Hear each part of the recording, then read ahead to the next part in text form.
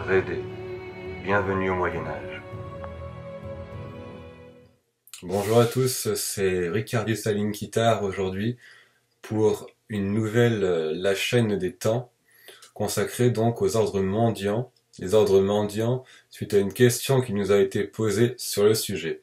Donc on va essayer en quelques minutes sur des propos assez généraux de développer un peu cette question des ordres mendiants. Alors tout d'abord, quand on parle des ordres mendiants, de quoi parle-t-on? On parle de deux ordres médiévaux donc créé dans la première moitié du XIIIe siècle. On parle donc de l'ordre des frères mineurs, dit aussi franciscains. Pourquoi les frères mineurs? Parce que ce sont les petits, en fait. Mineur, c'est le petit. Donc les frères qui ont suivi Saint François d'Assise. Voilà, donc ce sont les franciscains. Deuxième ordre, l'ordre des dominicains.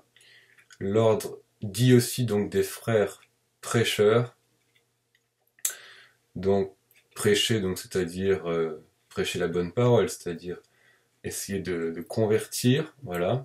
Donc l'ordre qui a été créé par Saint Dominique de Guzman, donc un espagnol, à l'origine. Donc ces deux ordres ont été créés pour lutter contre, on va dire, contre les hérésies et contre le catharisme en particulier dans le sud de la France. Donc on fera un point sur l'hérésie cathare une prochaine fois, sur ses croyances, sur la croisade contre les albigeois. C'est pas tellement le sujet de cette vidéo, bien que c'est extrêmement lié dans les causes de la création de ces ordres. Euh, Qu'est-ce qu'on pourrait ajouter d'autre? Ces ordres sont dits mendiants, en fait, parce qu'ils sont censés vivre de la mendicité, c'est-à-dire que leurs comptes sont toujours censés être à zéro. Ils ne sont pas censés posséder des terres comme tous les autres ordres religieux monastiques occidentaux. Donc ils ont des couvents, on appelle des couvents, et non des monastères ou des abbayes. Et donc ces couvents-là, si vous voulez, reçoivent les aumônes de chrétiens plus ou moins riches, en échange desquels de ces ordres prient notamment pour eux. Il y a une petite astuce, c'est que les frères ne possèdent rien, mais l'ordre n'est rien censé posséder non plus, hormis on va dire les couvents en eux-mêmes. Donc, s'il y a des donations, s'il y a des rentes agricoles par exemple, ou des rentes, tout type de rentes, hein, des rentes sur des placements, tout l'argent encaissé sert donc au fonctionnement de l'ordre et tout doit être automatiquement réinvesti, que ce soit dans des aumônes ou enfin voilà, dans différents projets, on va dire, caritatifs en général. Donc l'ordre ne garde rien. En termes de ce qu'on appelle les religieux, donc ce sont tous les frères et les sœurs qui vivent dans des couvents, on compte aussi les carmes et les augustins. Donc c'est la grande famille des religieux et qui vivent donc non dans des monastères cloîtrés, mais dans des couvents. Souvent dans les centres-villes d'ailleurs, parce que c'est là où la population se concentre et là où on peut demander des aumônes. Ça se comprend assez bien tout ça. Mais voilà, ils peuvent sortir. C'est d'ailleurs l'essence même de leur création, hein, de, de leur raison d'être, on va dire. Ils n'ont pas du tout vocation à être cloîtrés dans un monastère. Ils sortent dans le siècle. Ils ont des spécialités, des spécificités. Par exemple, les dominicains ont une vocation plus d'intellectuels, notamment. On a des grands docteurs en théologie qui étaient dominicains, comme par exemple saint Thomas d'Aquin, par exemple, et Bonaventure aussi à vérifier.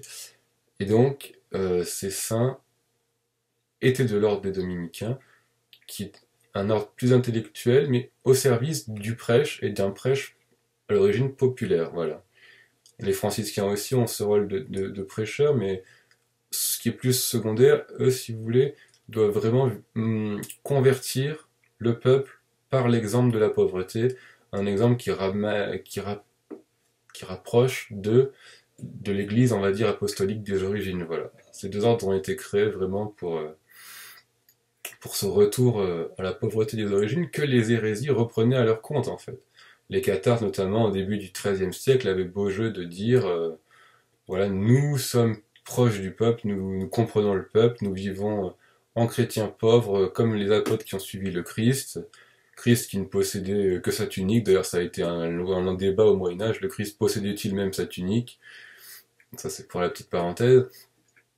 Et donc la catholicité a dû répondre à ces hérésies en combattant leurs arguments par leurs propres armes en l'occurrence, et de se présenter également donc en ordre pauvre, parce que les richesses des prélats, des cardinaux, des évêques et de certains ordres comme l'ordre de Cluny par exemple étaient déjà critiquées et lourdement critiquées par la population. Ça avait déjà fait l'objet de réformes, comme par exemple la réforme qui a donné naissance aux cisterciens, pour une application donc plus stricte de la règle de Saint-Benoît, avec beaucoup moins d'ornementation architecturale, et une place beaucoup plus grande au travail et une application plus à la lettre de la règle, parce que les clunisiens étaient venus à beaucoup moins travailler. La règle c'est prix et travail, hein, ora et labora, et les clunisiens étaient venus parfois à prier toute la journée, à ne travailler plus qu'au scriptorium en fait. Donc voilà, Saint Bernard de Clairvaux a souhaité une première réforme avec une vraie place au travail manuel, un équilibre plus important entre les travaux manuels, les travaux intellectuels, la lectio divina, donc la méditation des Écritures, et la prière. Voilà. Et ça a donné lieu également à l'accueil de ce qu'on appelle des frères laïcs, L-A-I-S. Donc c'était des laïcs qui, si vous voulez, vivaient dans l'ombre du monastère, souvent pour cultiver les terres d'ailleurs, et qui suivaient les heures monastiques avec la communauté des frères spirituels, mais qui n'avaient cependant pas prêté de vœux, comme ce sont des laïcs, ils pouvaient se marier, voilà, et ils vivaient une vie chrétienne sans pour autant être des religieux à part entière. Donc ça c'est aussi intéressant de le mentionner. On a des mouvements, effectivement, au fur et à mesure que le Moyen-Âge donc passe, la population se christianise en profondeur, il y a des demandes de vie spirituelle plus proches en fait des ordres religieux, qui constituent, si vous voulez, le modèle parfait à atteindre donc pour gagner le salut. Et donc ça donne lieu à ce qu'on appelle par exemple des tiers ordres. Donc c'est exactement ça, notamment dans les ordres franciscains et dominicains, c'est-à-dire des laïcs qui, donc là non, les ordres mendiants n'ont pas de monastère ou d'abbé, ils ont des couvents. Donc dans ces tiers ordres-là, ce sont des laïcs qui suivent avec le livre d'heures, notamment chez eux, et qui se regroupent entre eux pour suivre et dire les heures en même temps donc, que tout l'ordre, donc par exemple dominicain ou franciscain. Voilà. Donc, le tiers ordre, ça veut dire le troisième ordre, l'ordre des laïcs en fait. Donc il y a un tiers ordre franciscain, un tiers ordre dominicain par exemple. Ça prend forme à partir de la fin du XIIIe, XIVe siècle, essentiellement à partir de la fin du Moyen-Âge. Avec un mouvement également ce qu'on appelait les béguines par exemple. Ce sont notamment des groupes de femmes laïques. On a ces communautés-là par exemple dans certaines grandes villes, hein, comme par exemple Bruges. Il y a des groupes de béguines, et si vous voulez, elles vivent en commun, en communauté. Elles travaillent dans la ville comme des laïcs, hein, mais elles vivent religieusement, elles suivent les heures. Et l'Église se méfie en l'occurrence de ces groupements qui vivent sans règles officielles, encore plus quand c'est des femmes, vous vous en doutez, avec pas de supérieur, pas de hiérarchie, pas de règles, donc il n'y a pas tellement de moyens de les contrôler. Donc l'Église est de plus en plus raidie face à ces mouvements assez spontanés du peuple pour les combattre et pour au final les interdire, on va dire comme elle a pu, sans forcément mener tout le monde au bûcher, hein, mais en taxant tel ou tel hérésiarque. Et un hérésiarque c'est un leader d'hérésie, au bûcher ou au moins en jugement, voilà, pour condamner tel ou tel mouvement. L'église romaine donc, est une église très hiérarchisée, donc qui n'aime pas du tout ces mouvements spontanés. Donc vous avez toujours un ordre bien établi, que ce soit prêtre, au-dessus de lui il y a le curé de la paroisse, au-dessus de lui il y a par exemple l'archidiacre, puis l'évêque, puis l'archevêque, puis le cardinal, puis le cardinal c'est encore autre chose, puis le pape. Bon, on a fait un peu le tour de toutes ces questions des ordres mendiants, donc qui ont été véritablement créés pour lutter contre l'hérésie, notamment cathare, et qui après feront florès jusqu'à aujourd'hui avec des missions toujours plus variées, notamment des missions de christianisation à l'étranger, que ce soit après, au début dans les campagnes occidentales, et puis après au Levant, ou carrément, au fur et à mesure que l'Europe s'est étendue avec les colonies, à l'étranger, on a eu notamment d'autres ordres qui se sont créés. Bon, là, on n'est du tout, on va dire officiellement dans les ordres mondiaux, mais vous prenez les jésuites qui se partent à la conquête de l'Asie avec les premiers colons portugais, on est encore à ce mouvement-là d'accompagnement et d'expansion de la foi. Euh, voilà, qu'est-ce qu'on peut rajouter d'autre sur ces ordres? On a fait un peu le tour, il me semble. Oui, ils avaient aussi un rôle, on va finir là-dessus, un rôle d'accompagnement des populations, bien sûr, dans les villes où ils étaient essentiellement, notamment dans les cas de crise.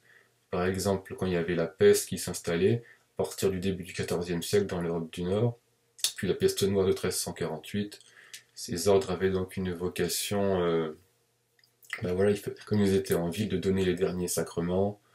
Donc les derniers sacrements, c'est-à-dire le viatique, qu'on appelle, si vous voulez, la dernière hostie, l'extrême onction, c'est-à-dire le sacrement des malades. Donc quand vous étiez censé être in articulo mortis, on vous administrait notamment du Saint-Crème. Et puis après, ils étaient censés donc prononcer les rites funéraires et gérer ces crises du mieux qu'ils pouvaient, même si parfois ces religieux fuyaient, quand il y avait une grande épidémie de peste qui se ramenait dans une ville, bien souvent certains faillissaient à leur fonction, mais ceux qui restaient avaient vocation à dire les derniers sacrements, à mener les corps dans les cimetières donc qui étaient originellement dans les centres-villes, bien sûr, pendant tout le Moyen-Âge, et à partir donc de l'époque moderne, 16e, 17e siècle, il y a eu ces cimetières du centre qui ont commencé à être bondés, et donc on a commencé à extérioriser, à faire des cimetières aux extérieurs des villes en fait.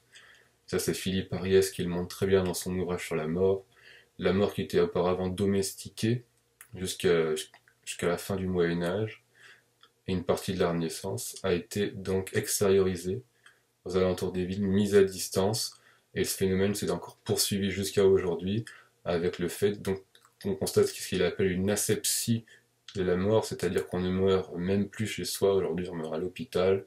Les gens voilà, souhaitent ne plus voir la mort dans leur quotidien.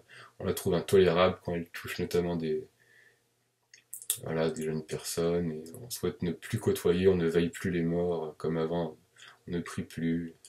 Voilà, on s'est dépris de ce sujet-là le plus possible, qu'on a essayé donc de mettre à distance encore plus. Voilà, donc c'était à peu près tout. On fera d'autres émissions à la chaîne des temps.